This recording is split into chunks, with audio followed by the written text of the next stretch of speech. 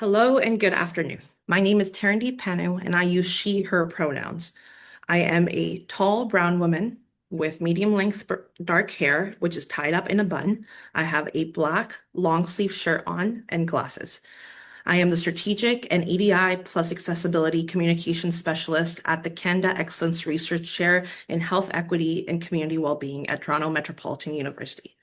Thank you for joining us today for our virtual case study launch of the Transforming Reconciliation and Cultural Equity in Canadian Arts, co-presented with Diversity Arts Australia. Today's event is virtual, with some gathered here on TMU campus and others joining us online across Canada and beyond. Closed captioning is provided. Please select the CC button on your Zoom menu bar in order to see the captions, as well as to enable any language translation needs. There will be a question and answer section towards the end of today's event. To ask any questions, please use the Q&A function at the bottom of your screen. Today's event is recorded and will be available to view in a couple of weeks' time on our website. More information to come at the end. Before we begin, I would like to acknowledge the land on which we gather. Toronto Metropolitan University operates within the Dish with One Spoon territory. The Dish with One Spoon is a treaty between the Anishinaabe, Mississaugas, and the Haudenosaunee that binds them to share the territory and care for the land and its resources in the spirit of peace, friendship, and mutual respect. Indigenous nations and peoples and all newcomers have been welcomed into this treaty. The work of the CIRC and Health Equity and Community Wellbeing team takes place on traditional Indigenous territories that continue to sustain many nations today. Our research, partnerships, and community engagement depend on these lands, which provide space, sustenance, safety, and community. We are grateful for the opportunity to live, work, and learn here. Our work is long-term and community engaged in nature. Together with our partners and advisors, we aim to advance disability justice and health equity through intersectional research grounded in accessibility, care, and lived experience. We acknowledge the importance of research by, with, and for Indigenous peoples and are committed to building meaningful relationships with Indigenous colleagues, communities, and partners. Indigenous teachings remind us that our responsibilities are not only historical, but ongoing. They call for us to act with care and accountability in the present.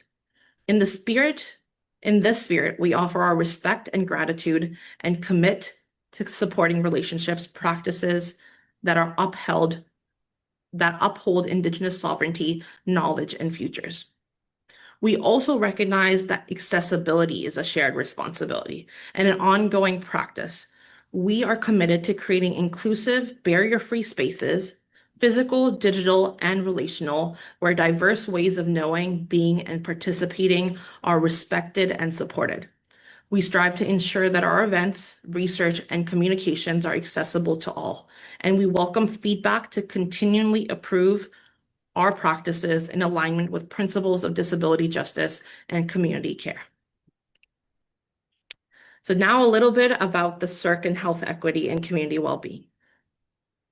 Led by Professor Karen Soldatich, we are a transformative research initiative that employs an engaged community partnership approach to expand our understanding, practice, and delivery of health outcomes for all members of our communities through collaboration with a network of healthcare institutions, service providers, and civil society organizations. The program aims for a paradigm shift, one that challenges a siloed, expert-driven approach to health and well-being and moves instead towards a community-engaged, preventative model of well-being. Uniquely applying a critical disability lens, the research program aims to not only reduce health disparities that are inextricable from their social context, but to embed community knowledge into healthcare institutions, systems, and models of delivery.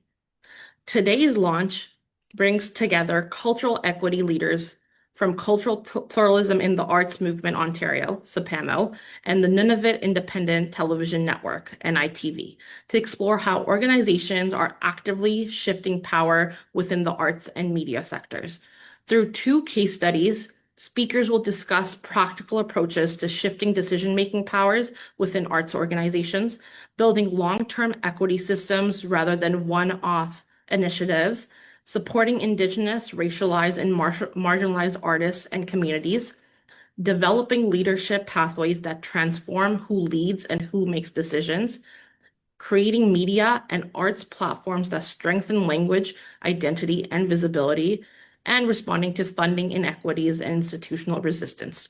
Facilitated by DARTS, this conversation draws from the Imagine Case Studies project, which documents 72 international case studies from 42 countries focused on cultural practice and structural change in the arts. Now, for our colleagues in Australia, it is quite late, so we do have a video message from Lena Nalus, the CEO of Diversity Arts Australia. So I will play this so that you can hear a couple of words from her. Hi everyone, and welcome to the launch of the Imagine Canada Case Studies. My name's Lena Nalus and I'm the CEO and Executive Producer at Diversity Arts Australia. I'm sorry I can't be with you today at this very early morning in Australia, but I'm excited to share this moment with our partners, our colleagues, and communities across Canada, Australia, and beyond. I'd like to start by acknowledging that I'm recording this on the lands of the Wongal of the Eora Nation, and to pay my respects to elders past and present, and extend that respect to all First Nations people and Indigenous people joining us today. These two case studies highlight incredible work of two organisations, Cultural Pluralism in the Arts Movement Ontario, or CPAMO for short, and the Nunavut Independent Television Network, or NITV.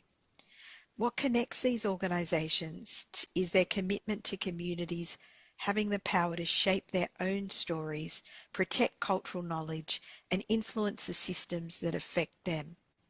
CPAMO shows us that cultural equity requires long-term organisational change, while NITV demonstrates the power of Indigenous-led media in sustaining language, identity, and connection.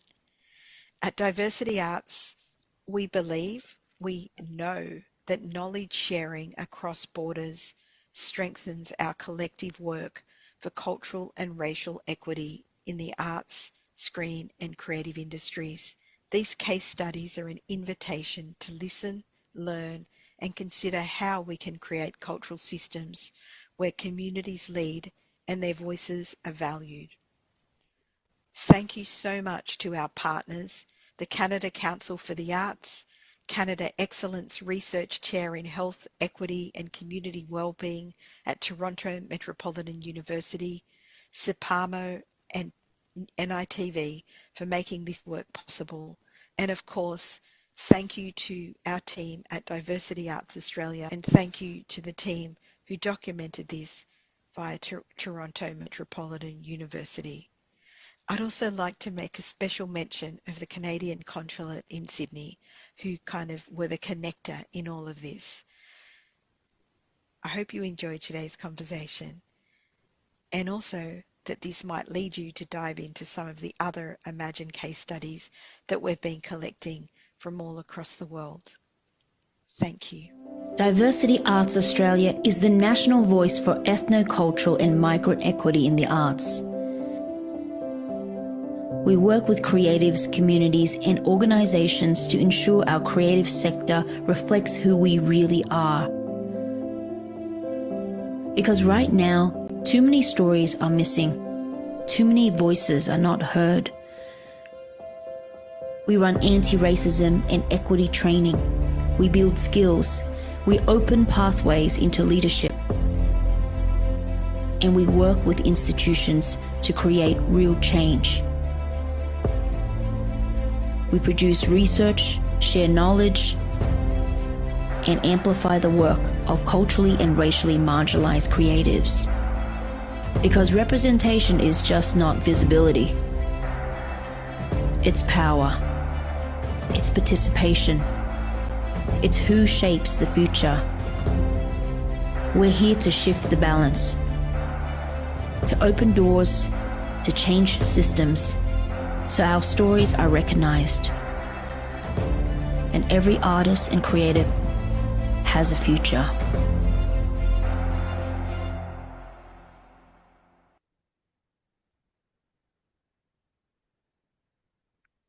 Thank you again to DARTS for this initiative and for trusting us with this collaboration opportunity. Now I would like to invite Lisanne, Director General of Arts Granting and Partnerships at the Canada Council for the Arts, to say a few words about this initiative.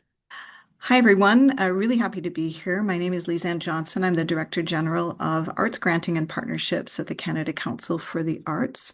I'm calling from our offices, which are located in Ottawa on the unceded, unsurrendered territory of the Anishinaabe Algonquin Nation, whose time here reaches back to time immemorial. For those of you who are not familiar with the Canada Council, we are Canada's national public arts funder. So through grants, partnerships, prizes, payments, and other initiatives, the Council supports artists and arts organizations from coast to coast to coast. Our granting programs support a really wide range of activities from creation, production, dissemination, and sector development. In our last fiscal year, we supported over 5,200 recipients in over 2,000 communities across Canada. And we also manage Canada's Public Lending Right program, which offers annual payments to over 18,000 literary creators, primarily authors. The Council has a long-standing commitment to supporting cultural equity through our policies, our programs, our strategic initiatives. This includes specific mechanisms to increase access and support for four priority groups: Indigenous, racialized, deaf and disability, and official language minority communities. We also uphold principles of Indigenous cultural sovereignty and self-determination. Our Indigenous-led program, Creating, Knowing, and Sharing, offers dedicated funding opportunities for First Nations, Inuit, and Métis applicants. And it's in this context that we partnered with DARTS in 2024 on the Imagine Canada project to highlight the work of two amazing organizations through the Imagine Case Studies project to help highlight some best practices in cultural equity and systems change in the arts and culture sector in Canada. The two selected organizations and their projects were supported through the Canada Council's former Strategic Innovation Fund. Both Cultural Pluralism in the Arts Movement Ontario and the Nunavut Independent Television Network offer concrete, innovative examples of how innovation and collaboration can help reduce systemic barriers and have meaningful impact for historically marginalized communities. We're very excited to be part of today's launch and for the opportunity to listen and learn from these two amazing organizations. So on behalf of the Canada Council, I'd like to extend a heartfelt thank you to our partners, Diversity Arts Australia, and the Canada Excellence Research Chair in Health Equity and Community Wellbeing at TMU for hosting today's launch. So thank you very much, and congratulations as well to everyone at CPAMO and NITV for your vision, commitment, and leadership. Thank you. Thank you, Lisanne and Lena. It is now my pleasure to launch our first case study, after which we will invite the CPAMO team to share a few words and expand on the video.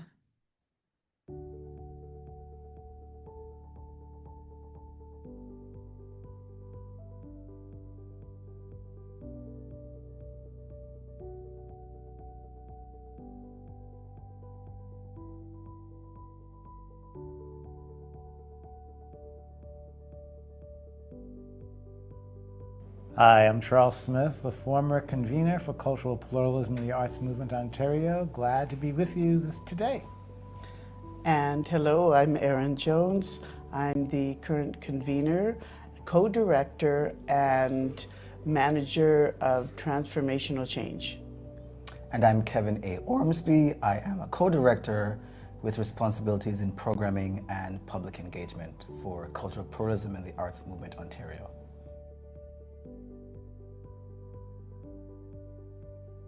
We developed Cultural Pluralism in the Arts Movement Ontario to bring artists together with funders and with presenters to talk about what the challenges were to presenting their work. That grew in time to realizing we needed to have educational programming to support presenters predominantly and funders around what are the challenges that artists were facing, particularly IPAC artists, in terms of getting their work supported and then presented.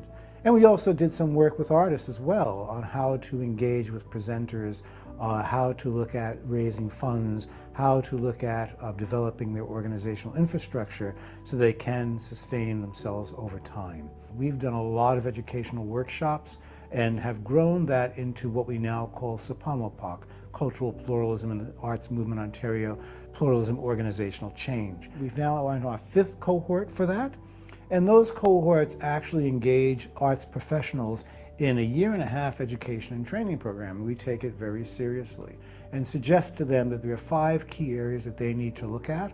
One is on what is their own internal systems around equity, anti-racism, and so on. And that includes their staff, their board, their programming. The other is how are they engaging with communities? And what are they putting on their stages? Who's giving them advice and helping them to look at their marketing, their education, and so on and so forth. And then, of course, looking at how they then connect with others to make this happen. One of the things that we're doing is train the trainer. We're teaching arts organizations that have their own audiences and their own reach how to take some of the same things that we've been doing and move it forward. So we're bringing that and engaging the 9 organizations that we've been working with, for instance, to ramp up their skills so that they're in a position to take that same knowledge and pay it forward. And not only that, but make it their own.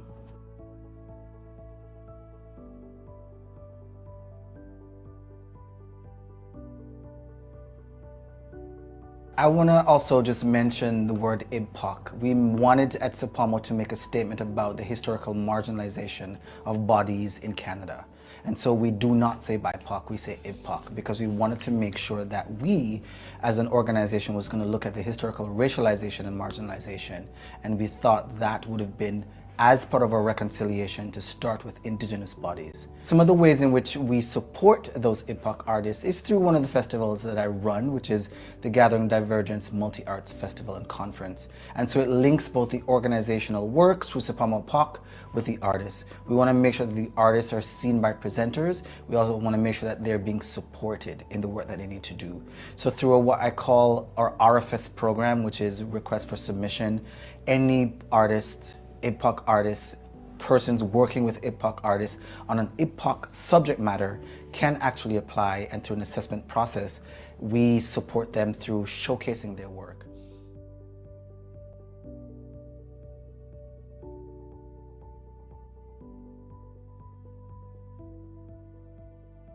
An organization that doesn't have a lot of money, in fact, when we began, we had no money, needs to collaborate, needs to understand how to work with others in the field. And that means, how do we hear what others are saying, and how do we see what they're doing? We'd always worked in partnerships with other organizations because that increases the impact. And our final thing with CPAMO POC 5 is a train the trainer program. We are teaching the organizations, there are 9 in that program, how they can deliver to their members sessions on anti-racism, equity, decoloniality.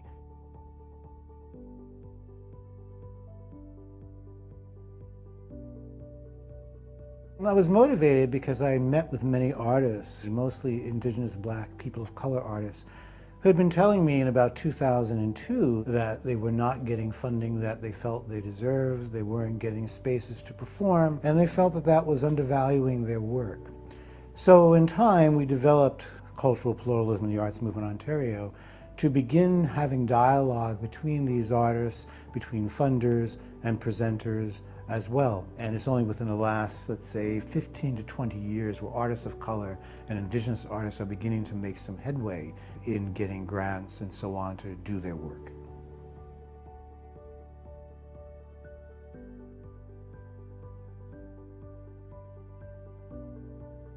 One of the major ones I can think of and have experienced is the microaggressions when you go in as a consultant into primarily white-led organizations, where your expertise and your knowledge is questioned in comparison to possibly white counterparts, because it puts up a wall to the work that we do that might involve organizations and persons in thinking about their privilege. What privilege do you have? And when you begin to have that conversation through different exercises, people begin to push back in a significant way. And it's been really, really challenging to then advance the work in equity, diversity, and inclusivity from a pluralistic standpoint. I think it's a challenge for us as a small organization where many of our persons we work with, other organizations, they feel there's a large team of people at CPAMO, and for the most part, there's 4 of us. It's been significant, but we still get the work done.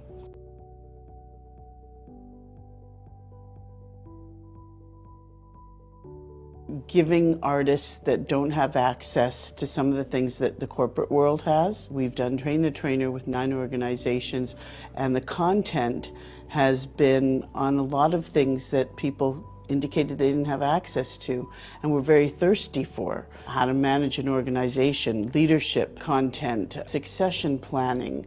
The really great thing about adult learning when you bring organizations together is they teach each other and they bring their lived experience.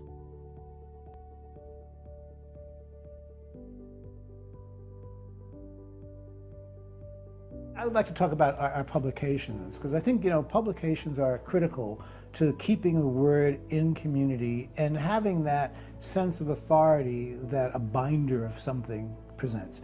We started it off with what we call Pluralism in the Arts in Canada, Change is Going to Come. And it contained essays, articles by various artists and presenters around what was needed in terms of how to see the art, number one, the aesthetic values, and what was needed in community. It also contained change kits, tools for change. When we've done some organizational reviews, it has resulted in policy changes or development of policies that didn't exist, so that some of their needs are met in a better way, or there's greater representation where there hadn't been before. And one of our major success story for me is also, as someone who's certified in the critical response process, is embedding the critical response process through our CPAMO POC program, and then also communicating with that through the staff at CPAMO. And the critical response process is a 4-stage process that literally it enables opinions to be shared, but in a safe space. And so everyone, an organization, the ED, goes through the critical response process, but as a way of safely sharing their opinions to a particular subject matter, and in most cases it's around equity, diversity, and inclusivity. So it takes away also the nervousness and the tension, because we're building spaces of trust and bold spaces where equity, diversity, and inclusivity is at the forefront.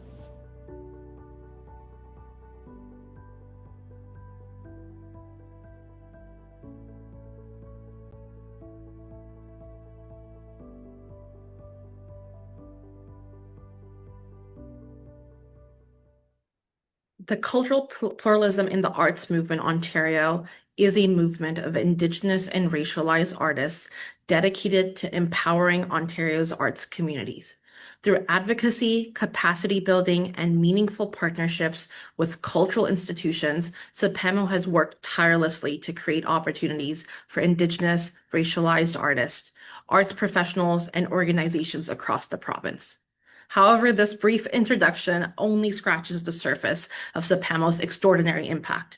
Over the years, the organization has led transformative initiatives, championed systemic change, and helped reshape Canada's arts sector by advancing cultural equity and inclusion. This is why we created this case study, to share the breadth of CPAMO's work and highlight its many accomplishments and celebrate the lasting impact it has had on artists, organizations, and communities across Canada. We are deeply grateful to the CPAMO team for partnering with us and generously sharing their experiences and insights.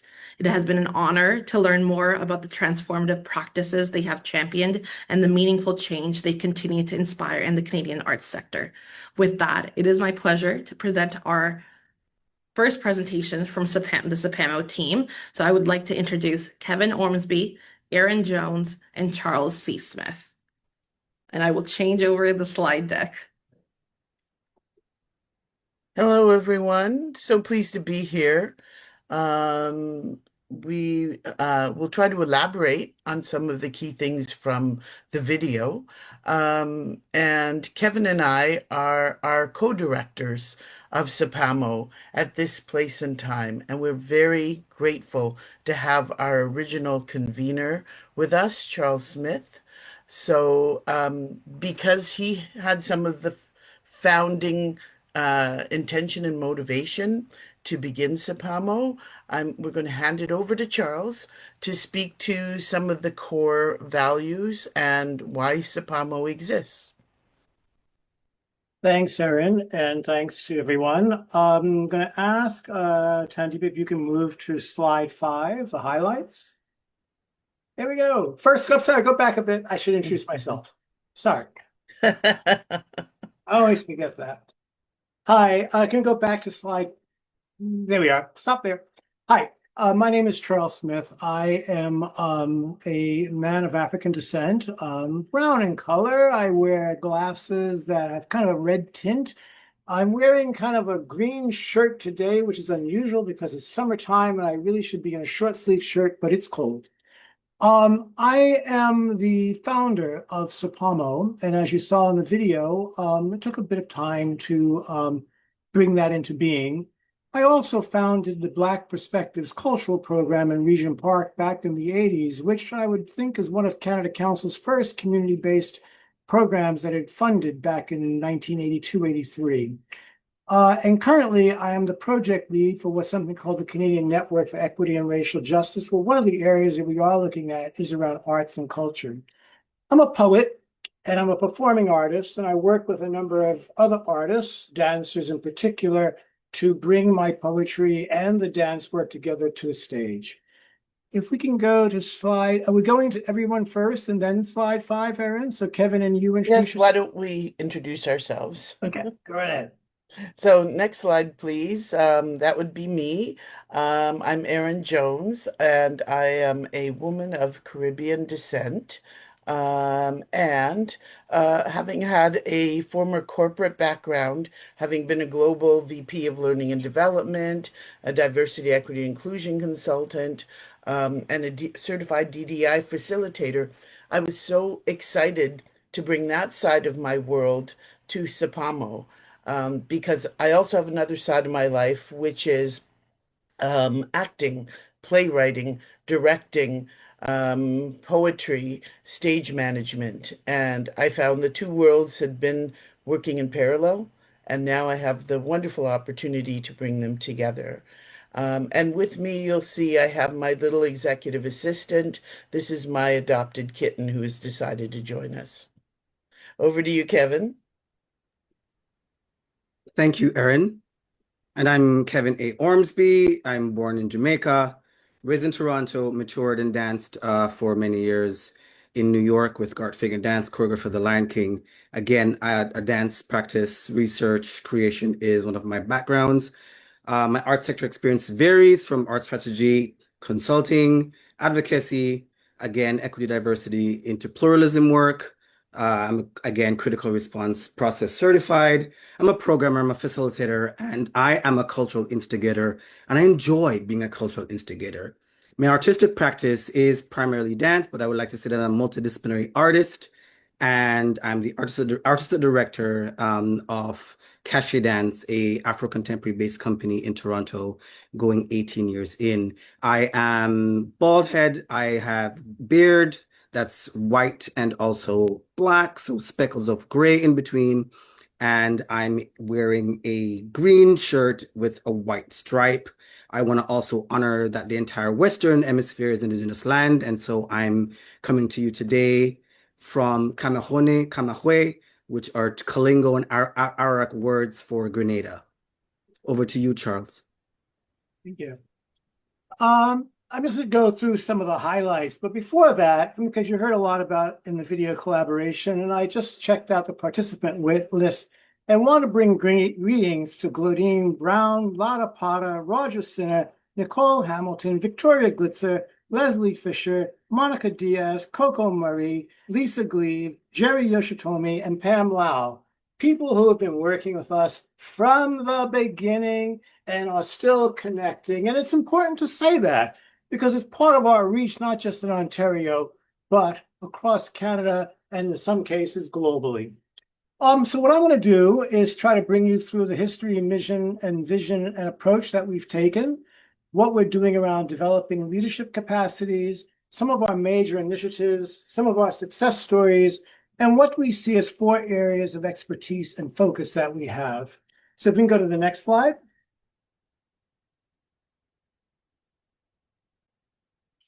So CPAMO was established in 2009. And when we say established, it took 7 years, quite literally, since 2002 to 2009, where I was working in the field, speaking to many artists and funders about what were the challenges these days and why were things not moving ahead as I felt they should be, as many artists felt they should be for artists of color and Indigenous artists. Canada's arts sector has made important commitments to equity and inclusion. And having said that, I also need to acknowledge that many of the policies that various arts councils have now adopted on these have come through the work that CPAMO has done. In terms of having our public programming and the arts organizations that we connected with, arts councils have begun to acknowledge the importance of these issues and so on. But despite this, many artists and arts organizations that come from the IPOC community still struggle with representation and leadership roles in decision-making strategies, and they face institutional resistance, funding inequities, and looking at that makes it difficult to sustain organizational development and change. So few of us have operating grants, for example, rather than having some spine that would enable organizations to keep their work afloat on a continuous basis. Equity requires more than representation. It really requires activity in decision.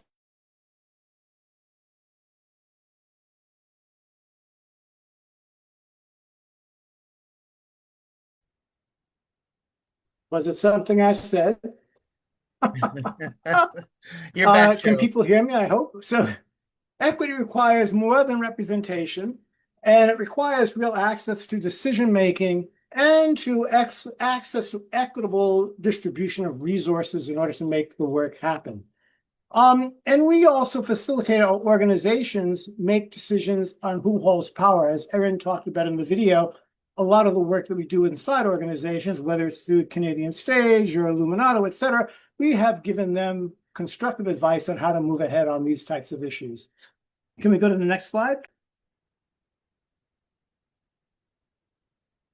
Our mission is to support arts organizations, artists, and communities in creating equitable systems that foster belonging, innovation, and sustainable leadership. And I think we can go to the next slide. And our values are very much built around aesthetic competence and excellence, but underlying that are issues, the values of equity, of social justice, of collaboration, of pluralism, of community and inclusive leadership, of accountability. And we talk about accountability for organizations that receive lion's shares of funding and also arts councils. Continuous learning. How do we continue to grow and learn and so on about new developments within community, new developments within funding.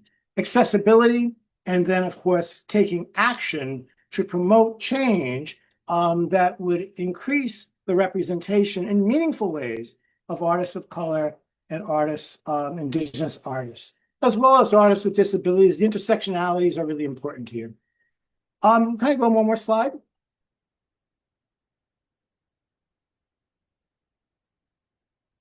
So our approach, we're moving beyond diversity toward equitable inclusion. In fact, I don't even think CPAMO uses the word diversity anymore. The traditional approach is ask who is invited. We ask who decides and who is not at the table, or who is not at the table in ways that are respectful. We work with organizations to shift decision-making strategies, build shared leadership, develop inclusive governance, create long-term equity systems, and embed accountability. Our work transforms both individuals and systems and creates partnerships across communities, across artistic practices, et cetera, that we think help change the field. I'm going to turn it back to Erin for the next slides. Thank you, Charles. One of the key things we wanted to highlight is our focus on building leadership models and thinking outside of so-called traditional models. And one of the things that we're currently living and researching and documenting is co-director models. Kevin and I are co-directors for CPAMO. We have been looking at and studying shared decision making, complementary leadership, and it's highly beneficial, not for the faint of heart, because there's a change management perspective to this as everyone gets into how do they work optimally together. But the benefit of co-directing is there's diverse perspectives, and the other aspect that's really beneficial from a business standpoint is there's a contingency. We're not depending on one individual. Things can happen. There's different priorities that need to be addressed, and you can then spread that responsibility. If we can go to the next slide. One of the things that we've been embedding into our CPAMO program in terms of the leadership content, and we're also looking to study this further and evolve it into our future programs, is situational and inclusive leadership. This essentially, to define it quickly, is adaptive leadership that focuses on building competencies and confidence. And this is a way that it makes good business sense. And in any organization can ensure that people are developing and we're building succession planning and skill sets where there may be gaps. It's also very inclusive because we're meeting people where they are. The other aspects that we are looking at and exploring and have been building throughout our practice is looking at how do organizations build mentorship. That's something we do with our partners and they do back with us. That's the beauty of some of the partnerships. Coaching, which is built into the situational leadership model. Professional development, as we've been developing so many modules around change management, organizational development, community engagement, conflict management, and more. And these are things that, again, some community groups that are equity seeking have not traditionally been able to access. And if we can go to the next slide. I'm having a little issue on my own side here. I just wanted to quickly speak to our multiple projects, but I also want to, as co-director, hand things over to Kevin to speak to. We have so many areas that we cover. We advocate for equity in funding. We address institutional resistance, as Kevin mentioned in the video, and this is very real. And it's also part of change management. Resistance is unfortunately a natural human response.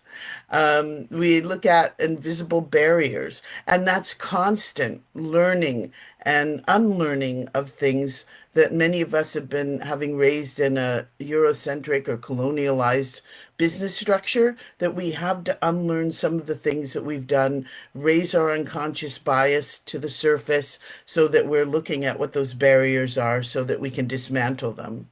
The organizational culture, positive, healthy culture does mean productivity. It makes good business sense. And that is something that organizations we work with become to know and capitalize on.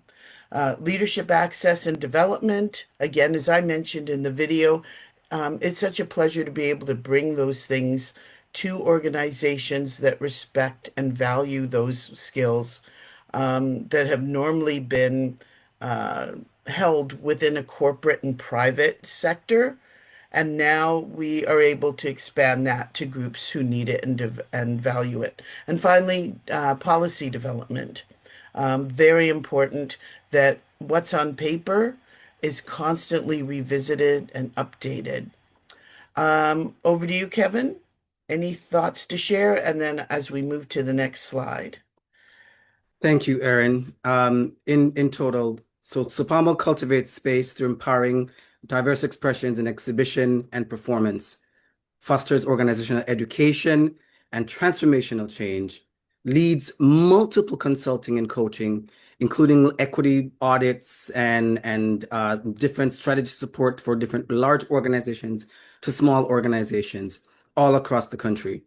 And more importantly, advocates and advance equity, diversity, inclusion, and belonging in Canada's arts sector. I'm mindful of Lena's video in the beginning that said too many stories were missing, too many stories not heard.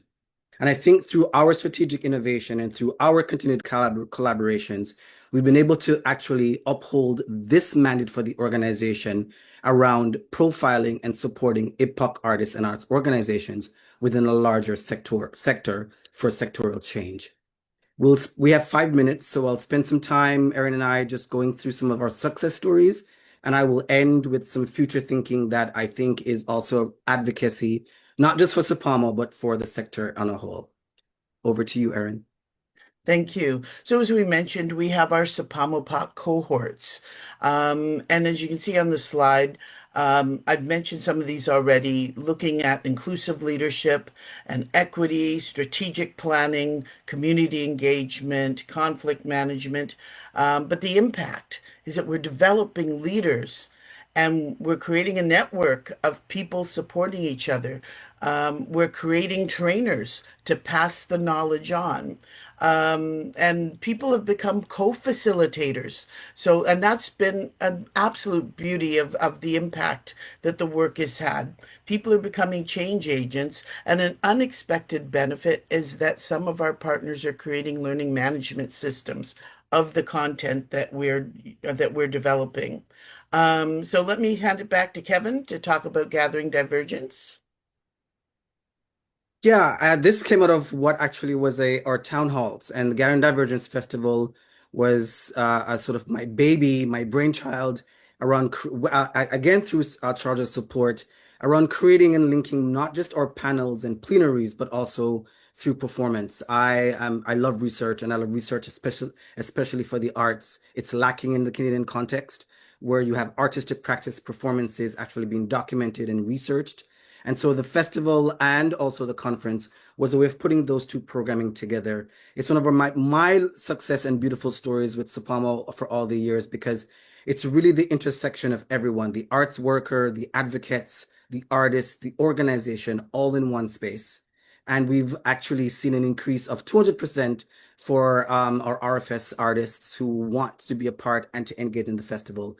We cannot support 200% of an increase, but our last RFS saw about 50 applicants, and we were only able to showcase of that around 10.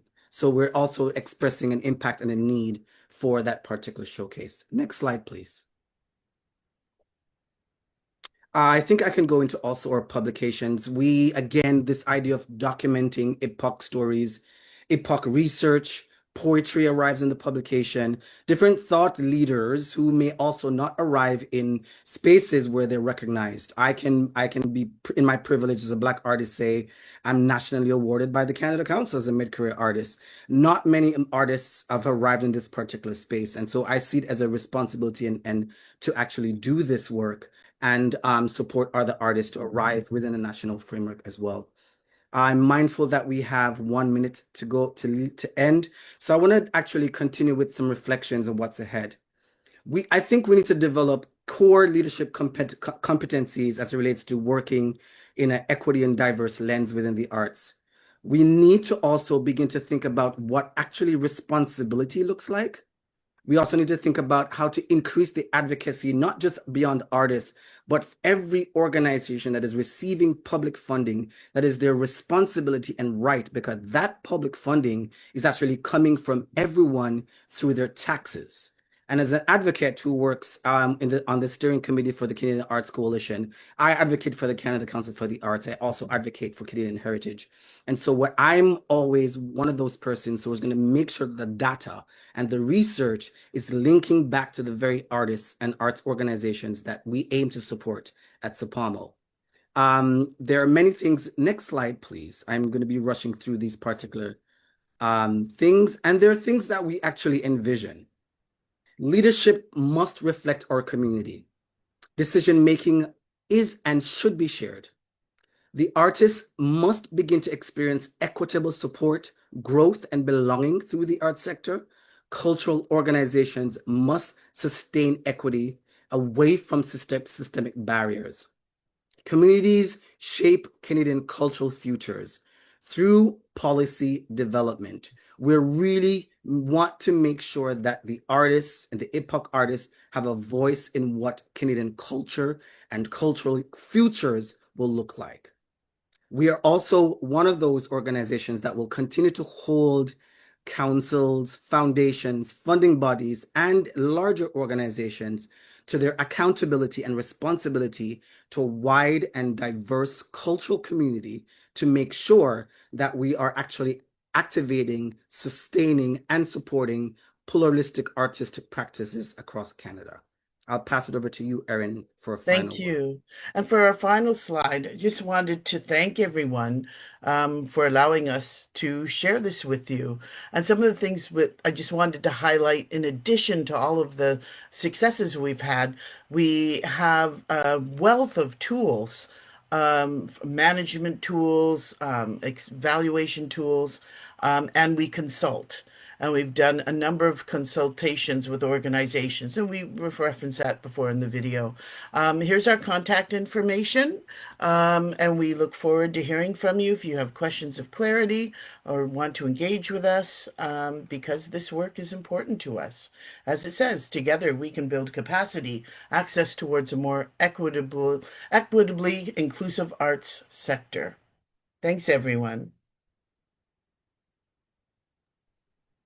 Thank you. Thank you so much, Kevin, Erin, and Charles. It's been a pleasure working with you over the last about 18 months now. I myself have an arts background, so the work that you do is very, very meaningful, not only to me, but to many of my colleagues and from the perspective of our center, arts-based knowledge and arts-based tools are very important when it comes to health equity and community well-being. So it's been such a pleasure working with your team. Now I'm going to move on to our next case study. So for about a minute, I will give everyone a little bit of a breather as I switch over the slides, but please go grab a sip of water, stand up, stretch your legs if you need to. So thank you, everyone.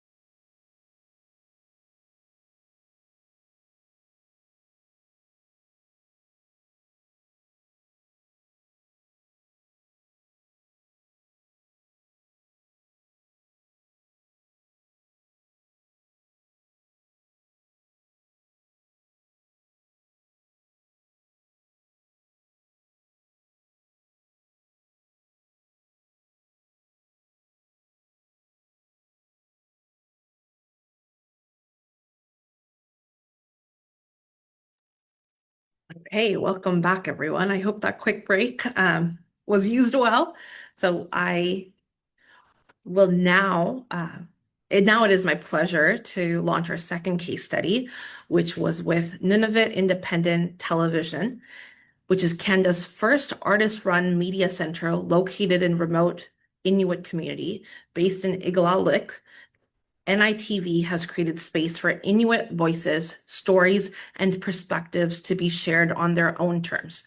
Through filmmaking, community media, and the Isuma TV platform, NITV has strengthened connections across Nunavut while supporting the production and distribution of Inuktitut and other Indigenous language media.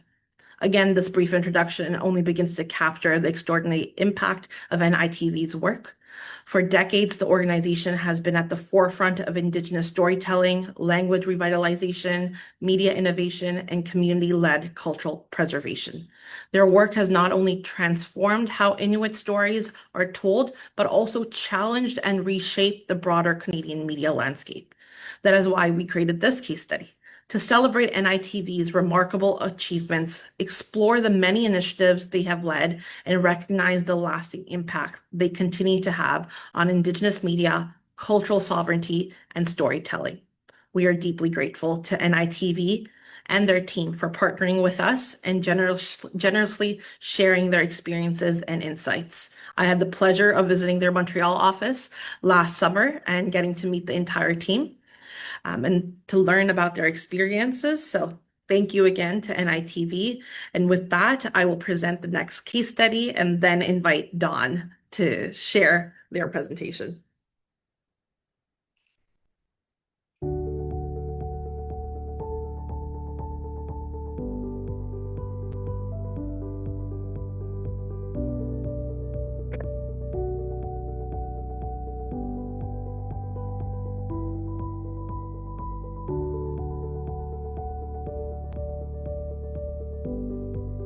Nunavut Independent Television Network was founded in 1991 in Iglaalik to promote and to protect Inuktitut programmings. First it was in Iglaalik only, and since 2021 we became national to 600,000 subscribers. And as of January 20th of 2025, we became national throughout Canada to 10 million subscribers. We have grown so much and so rapidly within 4 years.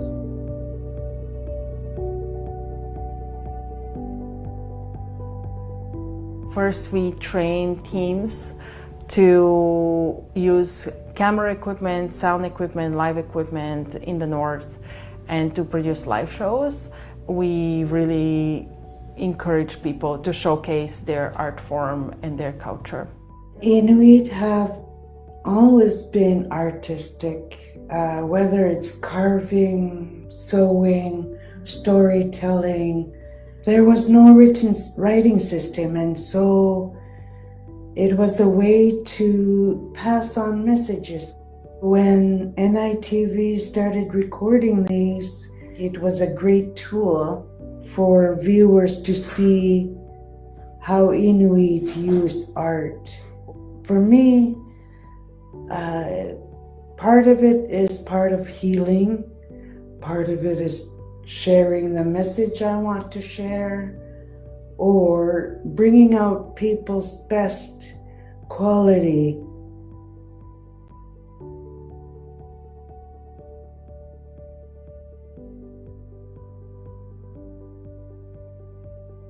To have live shows from the north is very hard to do because there's not the same internet connectivity that exists in the south. Connectivity is a huge issue, and satellite technology helps us basically broadcast. Because I work with live shows and live teams in 3 different communities. Even 5 years ago, it would not have been possible to do what we're doing now. We've created a lot of live shows with artists who are seamstresses, dancers, musicians, carvers, cooking shows even, and we have given them a platform where they can showcase their art.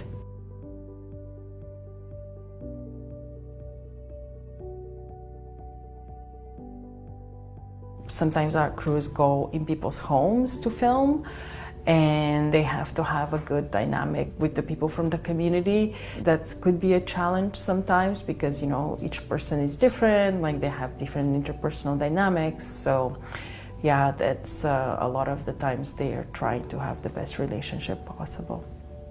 The one thing that we continually run up against is as soon as there is bad weather, intense blizzards and storms or winds, this impacts our connectivity and we go off air.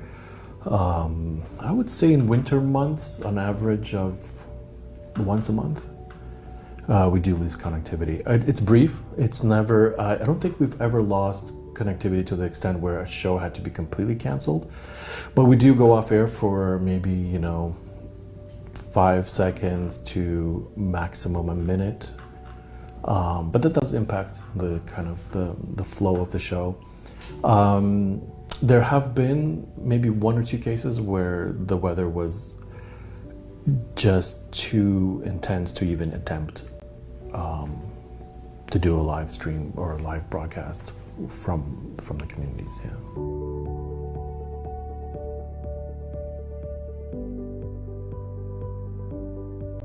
I think most recent experience, maybe I'll speak about that. We did a live broadcast of a music festival in Iqaluit. It was a music festival focused on Inuit musicians and artists, and the fact that it was broadcast live made it available to, well, now that we're on cable TV, to 10 million homes. Myself, personally, I can flick the channel or go on the website and have that choice to see my people, my language, our culture. I feel very proud of that. And I can show my children and my grandchild, this is where we are from. This is our people. This is our language.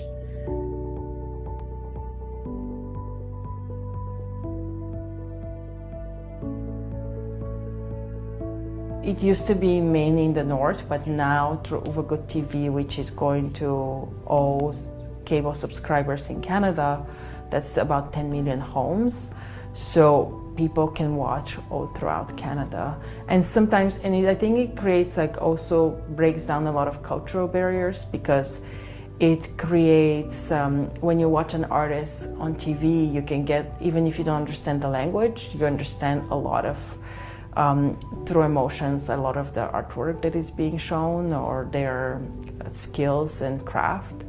So I think that's really important. They're choosing the subjects, they're choosing the people, they're choosing who they want to showcase.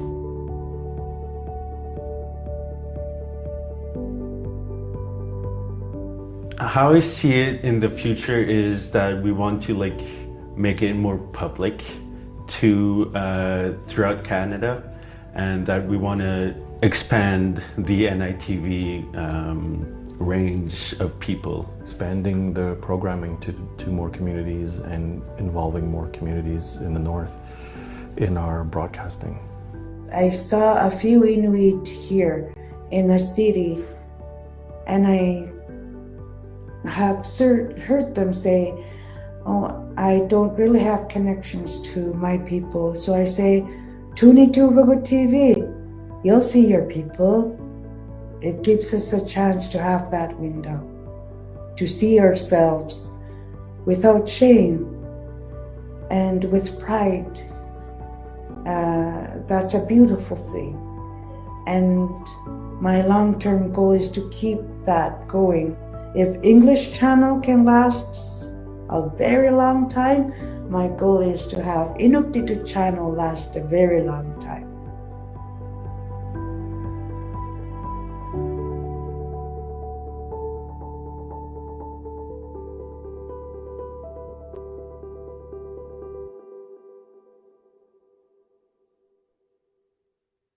Thank you everyone for watching our second case study. The video offered a snapshot of NITV's work, but there is so much more to the story. We now have the opportunity to hear directly from Dawn Olivians, Manager of Original Programming and Acquisitions, who will provide additional context and share the experiences behind the work and reflect on the impact NITV has had over the years. I'm just going to switch over to your slide deck, Dawn, and then we can begin. Thank you.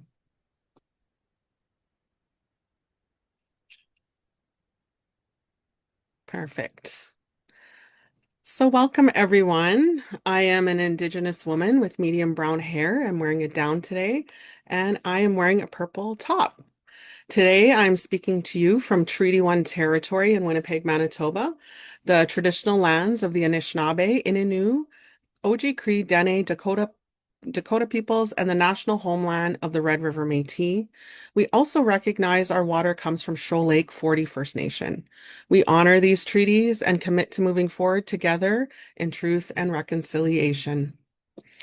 On behalf of Uvagut leadership, they would like to express their support for this project and send their warmest greetings today. Shibigishaguk Nadishnakas, Kakakwe, Kejong, Donjay. Hello, everyone. Today, I'm excited to share how Uvagut TV is reclaiming Inuit voices and narratives in Canadian media. My name is Dawn Olivians, and I'm proud to present on behalf of Uvagut TV today. Next slide. Who we are. Uvagut TV means our TV in Inuktitut. We are Canada's first 24/7 Inuktitut television channel. We launched on January 18th, 2021, and just last October, the CRTC granted us a national broadcasting license. So starting January 2025, Uvagut TV has been carried on all basic cable packages across the country, a major milestone for Inuit media. Next slide. Our mission is simple but powerful. We connect and empower Inuit to share stories with one another. We make sure our children grow up seeing themselves and hearing their own language on television. We also inform our communities about issues that affect our lands, lives, and culture. Through authentic Inuit storytelling, humor, and ways of seeing the world, we strengthen ties across Inuit Nunavut and build understanding with all Canadians. Next slide. Who we are. So Uvagut TV is owned and operated by Nunavut Independent Television Network, which is NITV, which was founded in 1991 in Igloolik. NITV has spent over 30 years dedicated to Inuit culture through video, art, and media. We are now 25 employees strong, led by our acting executive director, Linda O'Shaughnessy. We are governed by a board of directors and a community advisory committee that ensures community voices guide our decisions. Next slide. Here are the key strengths that make Uvagut TV unique. We are a transformative force for Inuit storytellers, producers, writers, directors, actors, and crew. We are Canada's only national television service fully dedicated to Inuit language and culture. We build a strong ecosystem supporting project development, giving emerging creators real experience, and growing production capacity. Our strategic planning strengthens long-term vision, governance, partnerships, and audience development. Ultimately, we deliver broad benefits, greater stability, better industry coordination, more commissioning opportunities, and increased confidence for Inuit content creators across Nunavut. Uvagut TV supports a resilient and thriving Inuit and Northern screen industry. Next slide, please. Some of the challenges in reclaiming our voice. So despite the important progress we've made with Uvagut TV, major challenges still stand in the way of fully reclaiming our voice in Canadian media. For generations, Inuit stories, language, Inuktitut, and our unique perspectives have been marginalized or simply erased from mainstream television. Too often, our children grow up without seeing themselves reflected on screen or hearing their language spoken, which weakens cultural identity and language transmission across generations. External narratives continue to dominate, replacing our authentic voices, our humor, our knowledge systems, and our lived experiences with outsider interpretations. On top of that, we face severe practical barriers, limited funding and production resources, especially in our remote communities spread across the vast territory of Inuit Nunavut. The geographic distances are enormous, dialects vary, and we still have very few Inuit-controlled platforms dedicated to our storytelling and current affairs. Connectivity remains one of our biggest hurdles. The internet in the North is extremely expensive and unreliable, making digital distribution and live production very difficult. We also struggle with funding sustainability and retaining talented Inuit creators who are often drawn to opportunities in the South due to limited training programs in the North. These are not just technical problems, they are barriers to cultural survival. That's why Uvagut TV's mission is so urgent. Next slide. Our approach to shifting power and embedding equity. We are addressing these challenges head on. We are Inuit owned and operated. Our leadership is 100% Inuit. Our governance includes strong community advisory input. We leverage policy tools like our CRTC license and conditions of service. We run open calls for proposals with an ongoing dedicated openness. We support emerging talent in an effort to grow and support the community and focus on knowledge sharing, putting real power and resources in Inuit hands. This is genuine power shifting. Inuit control the narrative, the budgets, and airtime. An example of this is one of our major projects we have called Wrong Husband. It's a dynamic feature film about Inuit tradition, love, shamanism, and supernatural beings. It premiered at the Toronto International Film Festival last year and won Best Canadian Feature. In addition to the feature film, Zacharias Kunik, the producer, created a 13-part video project called Imana, which means like this, to document and share his unique filmmaking practice. So part of it was masterclass, part video memoir. It was a way for Zacharias to pass on knowledge to the next generation of Indigenous filmmakers. And we try to include that aspect in a lot of our programs that we acquire. Next slide. Uvagut TV's programming is deeply rooted in Inuit perspectives, language, and lived experiences.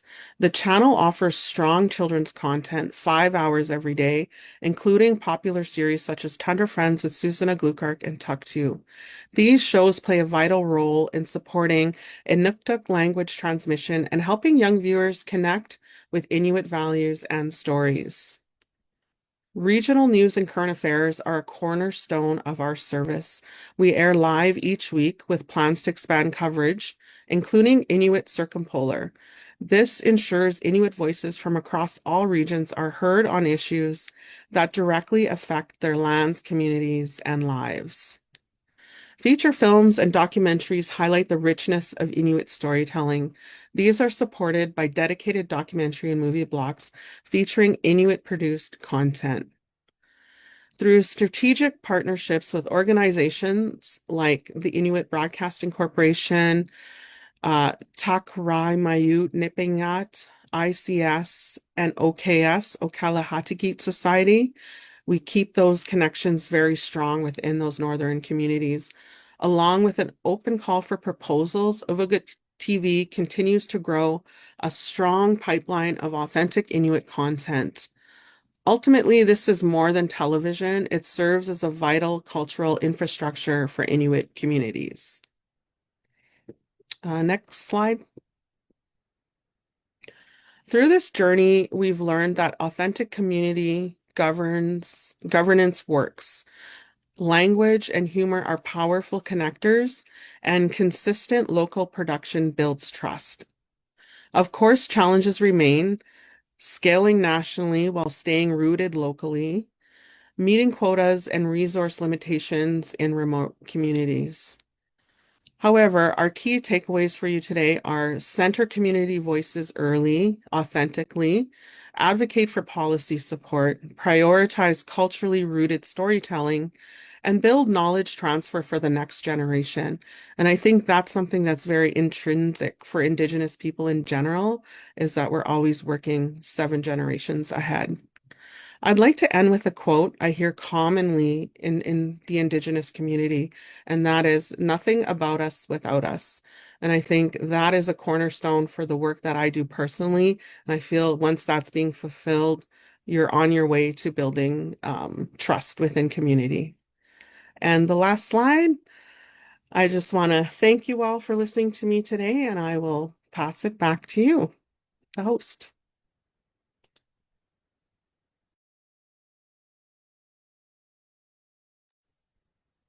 Thank you. Thank you so much, Dawn. And thank you to all our other presenters. At this moment, we will take a brief 5-minute break and come back to a moderated discussion between NITV, CPAMO, and myself, where we'll also open the floor to questions from the audience. So please take some time to think of any questions you may have, and we will be back at 2:50. It is 2:45 p.m.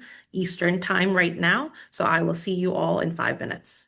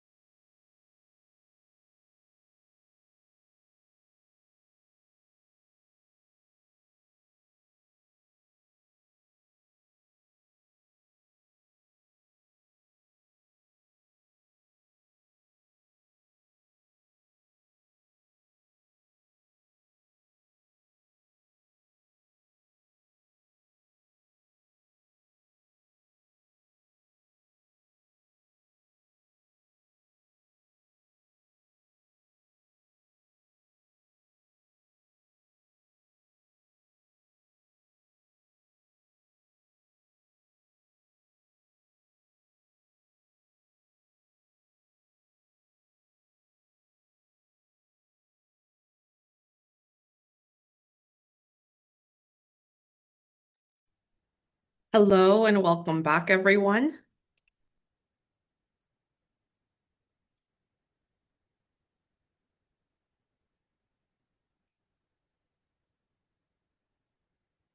We are now going to move into our moderated discussion, where we'll explore some of the key themes and ideas raised by both of today's case study videos. We also encourage everyone attending to participate by submitting your questions using the Q&A function at the bottom of your screen. We'll leave time at the end of the discussion to answer as many audience questions as we can. So, to begin, both of your organizations, CPAMO and NITV, were created to address inequities in the Canadian arts and media sectors. Looking back, what has been the most significant shift in power you've witnessed, and what made that shift possible? And I'm going to let any of you start this discussion.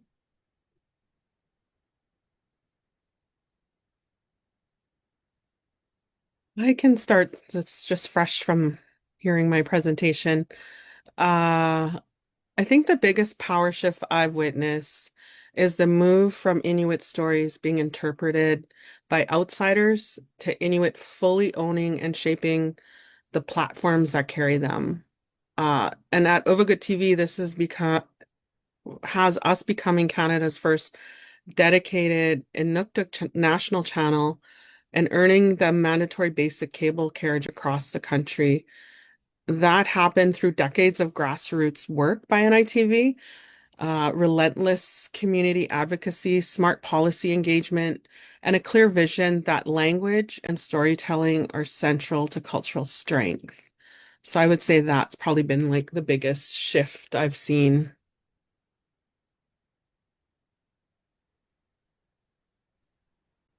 I would say that at the community level, there's been incredible development and change, collaboration. So, for example, when I started today, I introduced 19 people whom we've worked with over the years, all various artists. That's the collaboration that really is needed and has existed. And so I think that's one of the biggest things with CPAMO. Also, the organizations that have reached out to us to say, hey, can you come in and do some work to help us figure out how we can move in a direction that is anti-racist, that is equity focused, that is inclusive of Indigenous people, people of color. And we're talking about big organizations, whether the Art Gallery of Ontario, SOCAN, Canada Stage, Illuminato, and so on. So I think those are the big things that we've seen coming out of community in particular. If I would add from an organizational standpoint, I think some of those large organizations were part of our CPAMO program. It's 10 years that we've been doing that program, but to see them embed sort of EDI and inclusive access policies within their overall organization in the strategic plan with large boards, primarily white boards, and to continue to have those conversations, I think that is a beautiful piece to still continually witness. Some of those have included also the non-gendered awards. That's now our city's DORA awards. There are many work that we've done that is part of CPAMO's story that is actually not sometimes connected back to us. I would agree. And if I can build on that, I'm really so pleased to see the innovation that once many of our community groups and partners have been empowered, they are taking it and innovating and owning things, making it their own, adding relevant content. So they're building beyond. And as I mentioned, one of the organizations we're working with is looking to house content in a learning management system. And how amazing is that? So there's just so much more. There's so many more opportunities that are born out of this. I can only imagine where it's going to go. But those are some key shifts that I've seen in my time with CPAMO. Thank you. I think it's very interesting seeing the cross exchange between NITV's focus on the media landscape, and then CPAMO's focused on theater and dance and a different type of art, both very, very necessary within the Canadian landscape, and how, I've been reflecting on what you had mentioned, Dawn, and it's a similar saying that is used in the disability justice space, nothing about us without us, how important it is for the communities that we serve to be at the center of the action and to be at the center of the conversation. And that doesn't necessarily mean that the burden of the work falls on these communities, but that to actually make meaningful and successful change, that it needs to be central to those communities and not what other folks believe the change should be. So thank you. I guess that takes us to our second question. Many organizations have diversity strategies, but far fewer change who actually make those decisions. What does meaningful power sharing look like in practice, and how has your organizations approached it? I know Aaron and Kevin, you both have been speaking of this co-leadership model that you have been implementing. Are there other strategies that you implement or have seen? And Dawn, can we also learn a little bit about the power sharing that happens at NITV and Uvagut TV? I can begin, but it's a beautiful team tag that's happening here. I'm noticing as we work with our partners that things are becoming more and more sophisticated, and recognizing creating those agreements early, and how organizational partners will work together for true reciprocity and sustaining relationships. Because one of the things I think is a key goal for all of us is that it's not unequal in partnership, and that one side is not feeling used by the other. So that's one of the things I've been watching with our partners, is that they're truly helping each other. And it's interesting to see the organizations that excel and are building relationships with other organizations and reaching out to their memberships. That's been very powerful in terms of the shifting power. But recognizing to make it effective, we have to have some engagement agreements from the get-go. Yeah, I think what's revolutionary is actually with like the artists I curate for the festival is to say you have an opportunity to perform, you have 15 minutes, and they go, what do I perform? How much? And what how much time? And I was just like, you've been given an opportunity to perform. What you perform is completely up to you within the context of the festival. And I think so many artists are put in these boxes and silos around what their artistic expression looks like. So that for us is revolutionary, as revolutionary in being the equity inclusivity police. I love walking into an organization and say, can you show me evidence beyond a checkbox of what exactly are the things that you've been doing, that you're enacting and implementing? And they don't have to be big things, they could be really, really small things. So like even right now, what as a steering committee member for the Canadian Arts Coalition, I've been one going, if we're going to outreach to different communities for membership, then we have to make sure that we are actually supporting what we speak about. If equity is going to be mentioned on your websites, and what does it look like? And even within that, there are diversity of equities. So you should be able to speak from a language that is specific to those particular things. I mean, Charles and I use the example. I'm from Jamaica and the Caribbean. I danced in New York. Charles is from the Caribbean, but raised in New York.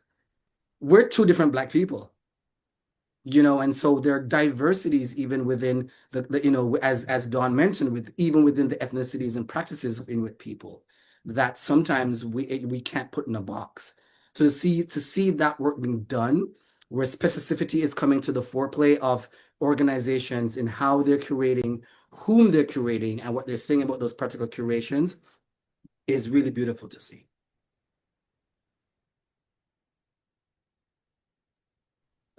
Yeah, and I think with Uvagut, like our leadership, I would also say echo what Aaron mentioned about, it's a very circular. It's like there's no real hierarchy. It feels like, the work you're doing comes together that way. And I think we're really connected with the community who's empowering us as well.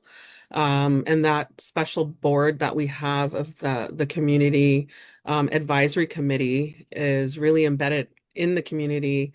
And I think having that direct relationship is really important for us and empowering them as well, that they actually, they're not just a consultant or, they're part of this network and they're part of the work that we're doing, and it's really embedded. It's not sort of a side piece or, just on top of everything. It's very much a part of our organization.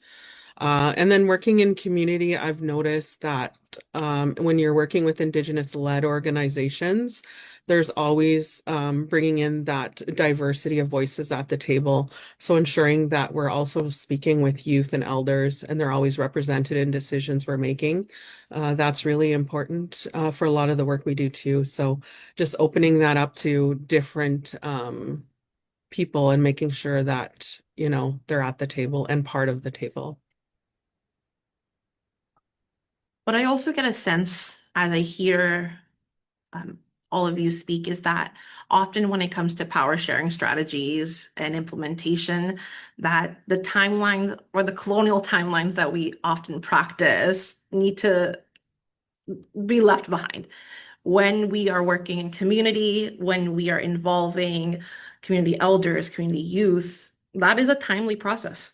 That often requires lengthy timelines, the need for flexibility and the need for change often, which I often find that in, again, Western contexts is often not appreciated, is often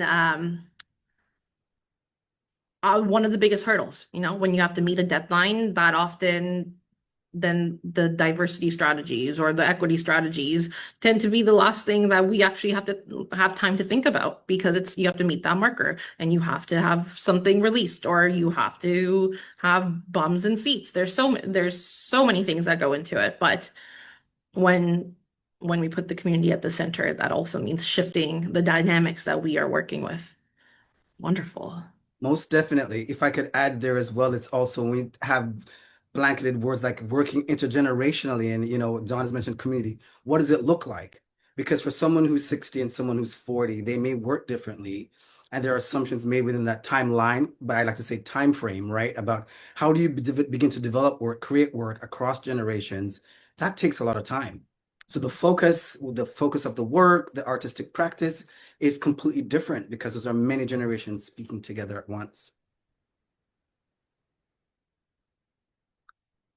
So this actually leads us right into our next question. So supporting artists and communities isn't only about creating opportunities. It's also about removing barriers. What barriers have proven to be the hardest to dismantle, and what have you learned in the process?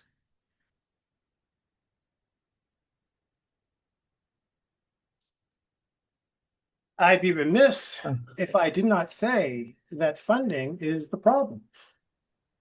I would be remiss. All due respect to the arts councils, but been at this for a long time and still operating on project grants predominantly. And given what you just said about working in community and the time it takes, you got to finish a project and then you're going to move on. It can't be the same project. It's got to be something else. And operating is, forget it. Years we've been saying to our councils, you have been funding these organizations for the past 50 years. And now you're beginning to fund some of our organizations. That's nice. But we are nowhere near where they are. And how do we get there? And what is your responsibility to enabling that to happen? Not just sitting back passively, we'll see the grant applications, but constructive leadership to say, for the 50-odd years since these councils were established, they have been funding in a way that is, I'll be blunt, discriminatory. Right? And you don't remedy discrimination by sitting back and saying, let's see who applies, let's see how we go. You have to have a plan, you have to have a time frame, you have to have commitments, and you have to shift resources to make it happen. We've been saying this for a long time, and we're still not seeing that level of accountability from funders to say, we will do these things to enable these emerging organizations to be at the same level of organizations we've been funding for the past 60 odd years. When we see that, and when we see the accountability mechanisms that are put in place, then we'll know we're really making change, not a little piece here, a little piece there, a little project there. This group gets a bit of operating and so on. No. Those days need to come to an end. I would say, and it's for, I think, all of us to understand the impact of systems on the work that we do. And it's the impact of also colonial systems on the work that we do. I'm often reminded that when many funding bodies was founded, the Indigenous arts was not actually included in the overall national artistic content. I'm one of those persons who I have to understand systems because I'm completely, as Charles mentioned, impacted by them. I run a company 18 years in that I can call on my community and be supported, but was ineligible for funding nationally. And so I run an organization on $45,000. It looks great on the internet, as do CPAMO does, right? For all the capacity of the work that we've done and the ways in which we're working with other organizations, I think there's a systemic thing that impedes the work still. And that's one of the ultimate dismantling is actually the individual accountability that becomes an organizational responsibility, that becomes a national focus for every single artist, arts organization, councils, funders. We are in this together. And I remember, and I'll end here, I remember when Jenny Stoke was alive, rest her soul. We did one of the workshops during our creative labs, which was if one in biodiversity, if one part of that system in that biodiversity is not doing well, no one is doing well.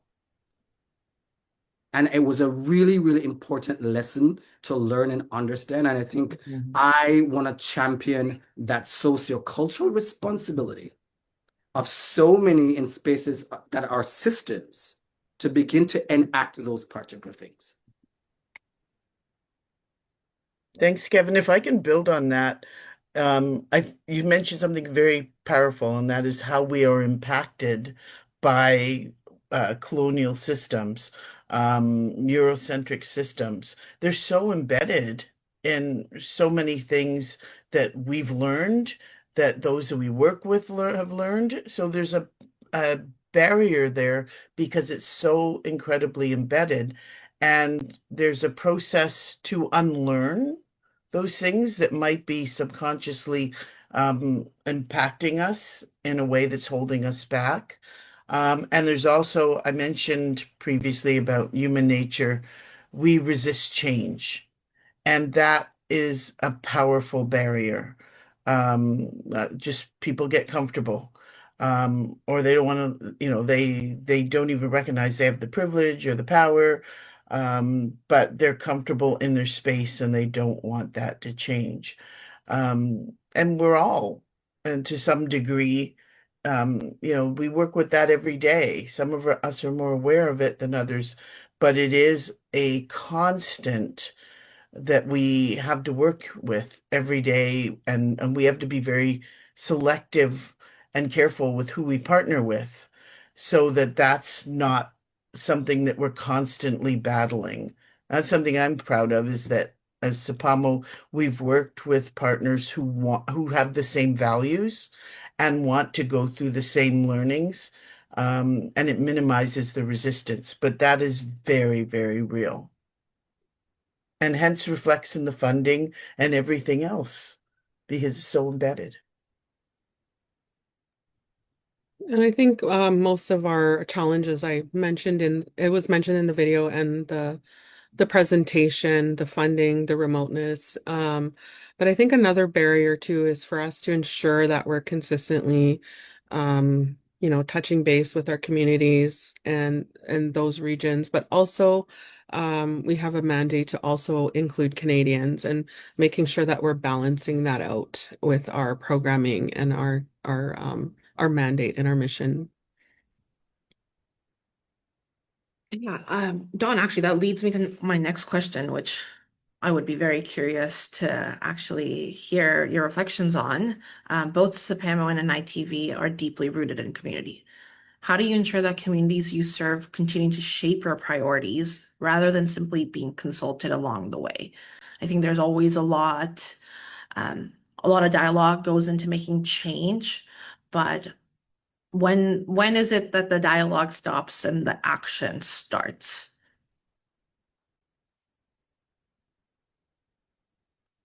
I think with Uvagut, because it's very much a part, it's embedded. So it works along with us. Like it's part of who our everyday sort of structure and how we move forward. So I think it differentiates us from other organizations in that it is embedded. Like it's part of, they set the tone where they're a big part of our whole, how our organization moves. So I think that is huge. But we also have other touch points, like with news being in other regions, and ensuring that we're hearing those voices as well. We're very cognizant that we're touching base with as many northern regions as possible and the languages as well. So yeah, I think there's that authenticity is that we're actually on the ground and we're in the communities. We're not sort of this entity that's outside and their voices are we're also very involved in like live events and community things that are happening. So they're seeing themselves on our channel or they're seeing themselves on TV. And some of our programming is structured very community based. So when you watch our show, like it's an actual event that's happening. We're a commercial free channel, so it's not structured like a mainstream network, so to speak. So I think it's very close to the heart of the people in those communities. And I think that's how we're very much staying close and involving on different levels.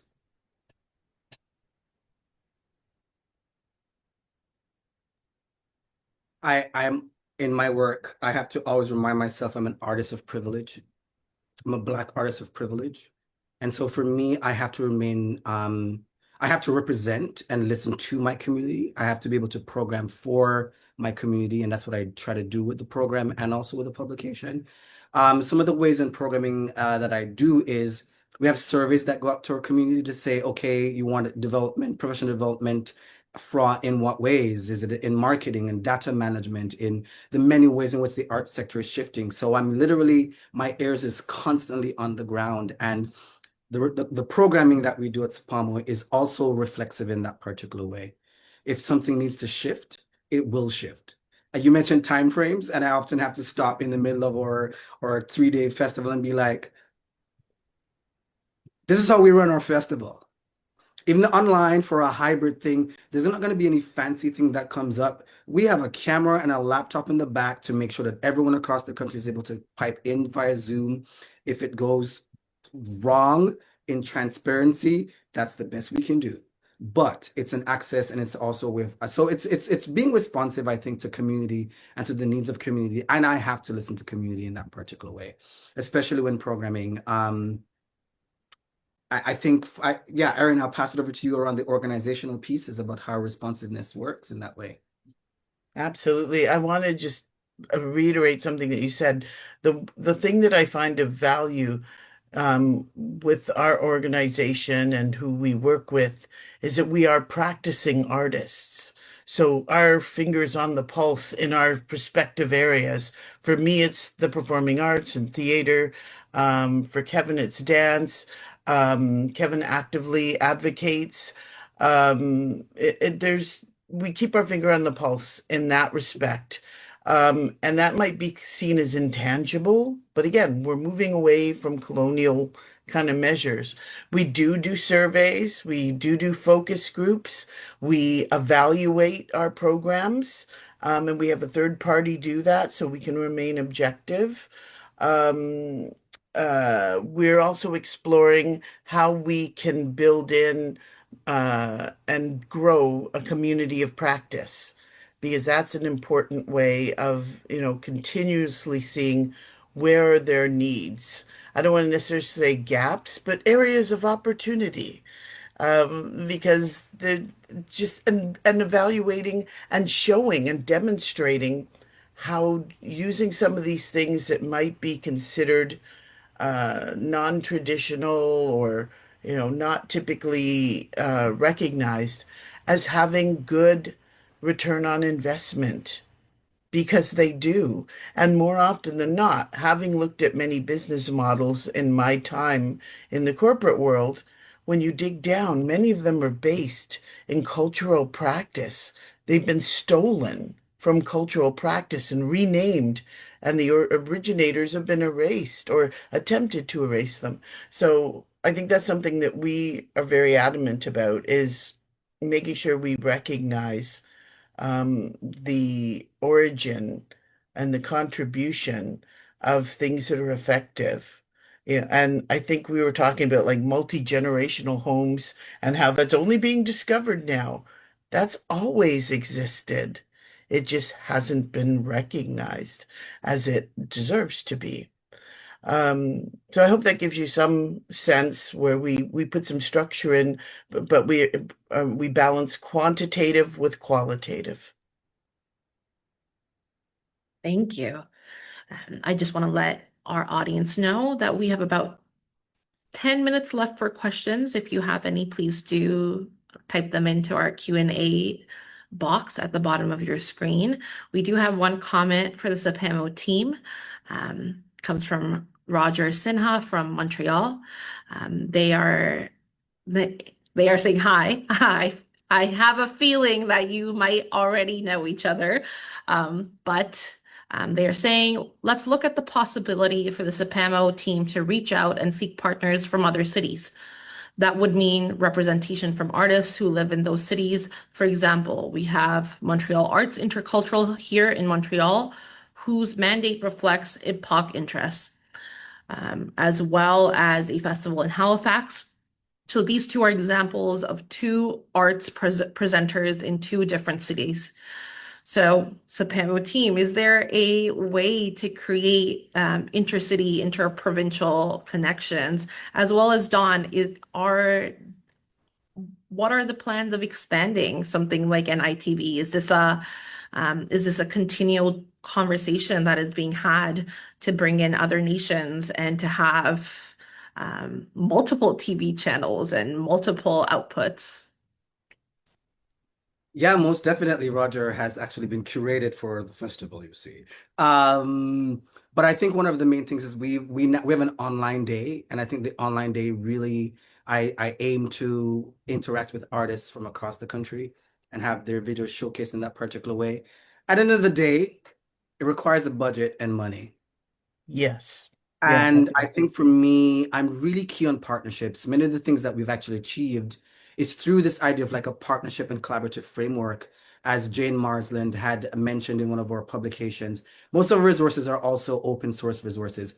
But when Jane actually, through with Charles and I's work with her, looked at this idea of like what exactly is an open source collaborative way of thinking through partnerships and presentation, I've been running with it. And so I've been partnering a lot more and figuring out how programming can be as broad as possible, but of course within a particular scope.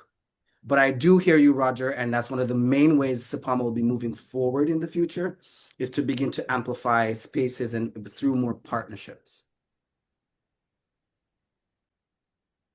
And if I can build on that, I agree. I think some always great steps is to participate in each other's festivals or at least attend them, because in that way we're absorbing what mutual communities are doing, and then we can explore opportunities to build on those. And I think that's already beginning in some of the groups that we've worked with. When they have national festivals, have already seen cross-pollination with the organizations we've partnered with. And I think it's something we want to bottle, so to speak, because there's so much great opportunity. So, Roger, thank you for those suggestions, and I will make a commitment to follow up with you because I think there's a real power in that. And for Uvagut TV, I think short term, we really are wanting to build the Inuit production and media and TV community. Like that's one of our biggest goals right now. And I mean, long term, this is just a start really of one of the first unique Indigenous language channels. So yeah, the future, there could be more or other Indigenous people that want to do their channel as well. And if I could also add, I just realized there's a barrier. If we could go back to talking about barriers, right? So CPAMO is an art service organization. It's not a presenting organization. It was through need of showcasing and supporting artists that the festival, multi-arts festival piece became a part of it. So I'm mindful now that that's actually a barrier as well, because some funding we cannot, and some spaces we're not invited into because we're an art service, quote unquote, air quotes, art service organization, not a presenting organization, though we also support through presentation artists who are IPOC identified. If I can just follow on that, just one quick second, because I think that that is an important deviation from the standard structures of many arts organizations. So why has CPAMO been both service and presenting? Why? Because we wanted to make sure that in the early days when we were presenting work to be shown, and we had a number of presenters there, not only would they see the work, but they would also be able to have a conversation about what makes up the artistic practice that these individuals are following. And that becomes really important. When we talk about colonization, I think we need to be a bit more blunt about what colonization is. Colonization essentially was this taking of land. We talk about as persons of African descent, stolen bodies on stolen land, right? And so what's happening here is that the cultures of First Peoples here have been suppressed for how long? The cultures of people of color have been suppressed for how long? Colors of Black people, and so on. So how do we begin to move in that direction and say, if we're really going to be anti-colonial, then we've got to go back to where colonization started, why it started, and what has been denied from the very people it has been hoisted on. And what does that mean in the arts sector? It means we're going to do things differently. We have to. These structures don't work for us, which is predominantly it. Whether it's the funding structures or the structures of traditional arts organizations, they don't work for us. So we have to do something different, challenge the systems. That's what it's all about, challenging the system. And not just based on representation. I look like this, or she looks like that, or this. It's about substantive leadership that understands anti-racism and decoloniality are precursors to equity. And equity requires a plan. And we're not seeing any plans. Hmm. Charles, you have already actually answered my last question, but I will ask it from the others. As you think about the future of Canada's arts and cultural sectors, what gives you hope and what still needs to change for equity to become the norm rather than the exception?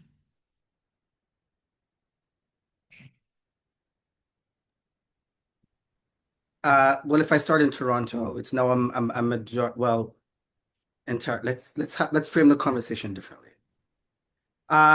Due to immigration, we must understand that the diverse cultural persons is the global majority. We must begin to understand, like a space like Toronto is now majority APOC presenting persons. We must begin to understand that the future of Canada will look differently, as Don mentioned, generations down. And we must begin to invest. Cultural investment in that gives me joy. It gives me a purpose in still continuing to speak up and advocate for what exactly is differences in African diasporic expressions across the country. It gives me immense joy that there are young future adults who are resisting the very same coloniality of presentation and form and are actually pushing different ways of thinking through the artistic practice forward. And I would love to see them amplified more in these relationships across the country as it relates to creation and presentation and finding voice? If I can build on that, a couple of things. One makes me excited is the connections that, are being made. And I hope that CPAMO and NITV can continue, our dialogues and see how we can support one another. I'm very excited about that. And if I can give others hope, I can give a small example of having worked in another organization many years ago, and it took me 7 years. I wish it was shorter, but it took 7 years where I saw a shift in the organization, where this was in Toronto, where all the folks that worked in the organization that reflected the community were in the low-level precarious jobs. But through work like what we're doing and having systems built to track and measure and support and champion equity and building confidence, building skill sets, we started to see a shift. And the succession planning started to look like the community. And we saw a beautiful shift in better representation across gender, as well as across different equity-seeking communities. And I was so pleased, but it took me a lot of work. And you have to have champions to keep pushing out the biases and the forces that keep wanting it back the way it was, and selling the benefit and the what's in it for me principle to get us that far. And there was some real return on investment for that. For those that valued that, they got something out of it. But it meant opportunity and equity for those who were putting in work that hadn't originally been recognized. So that was and that gives me hope that it was done in a smaller kind of chasm, and it can be done again. And it is happening. We just have to keep that momentum.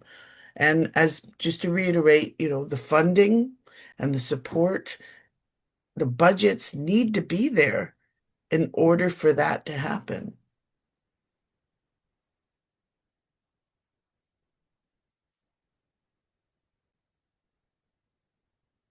And Dawn, is there anything that you'd like to share? Oh, sorry. I thought I had the answer.